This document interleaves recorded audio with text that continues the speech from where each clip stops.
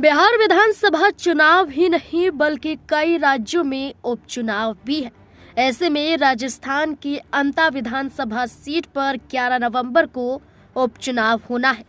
उपचुनाव से पहले प्रचार प्रसार के दौरान सचिन पायलट मैदान में नजर आए और कई बड़े दावे करते हुए भी दिखाई दिए। इतना ही नहीं, उन्होंने भारतीय जनता पार्टी को भी जमकर घेरा। दरअसल आपको बता दें कि कांग्रेस नेता सचिन पायलट ने कोटा जिले के अंता विधानसभा क्षेत्र में प्रचार के दौरान कहा कि ये उपचुनाव जनता के न्याय और सच्चाई की जीत का प्रतीक है। उन्होंने कहा कि ये उपचुनाव इसलिए हो रहा है क्योंकि यहाँ के भाजपा विधायक की सदस्यता अदालत ने रद्द कर दी थी। पायलट ने कहा, यह हमारा आरोप नहीं था बल्कि अदालत का फैसला था, जिसके कारण सीट खाली हुई और अब जनता को सही प्रतिनिधि चुनने का मौका मिला है। कांग्रेस उम्मीदवार प्रमोद जैन के समर्थन में प्रचार करते हुए पायलट ने कहा कि कांग्रेस कार्यकर्ता पूरे जोश में है और जनता सच और सेवा की राजनीति को चुनेगी। उन्होंने भाजपा पर निशाना साधते हुए कहा कि भाजपा के पास अब जनता को दिखाने के लिए कोई ठोस काम बचा ही नहीं है, इसलिए वे झूठ और प्रचार की राजनीति कर रही है।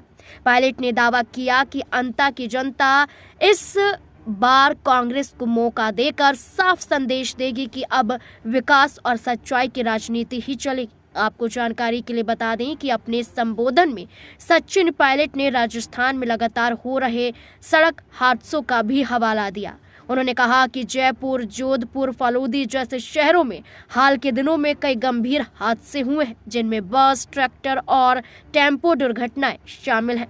पायलट ने सरकार से मांग की है कि सड़क सुरक्षा को लेकर एक उच्च स्तरीय समिति बनाई जाए और ट्रैफिक और सड़क नियमों को सख्ती से लागू किया जाए। उन्होंने कहा कि सड़क हादसों को रोकने के लिए राज्य सरकारों को ठोस कदम उठाना पड़ेगा। राज्य सरकार अगर यही कदम नहीं उठाती है तो अंता उपचुनाव में जीत का दावा कैसे कर सकती हैं। अब कड़ा मुकाबला है, देखना होगा सचिन पायलट के दावे।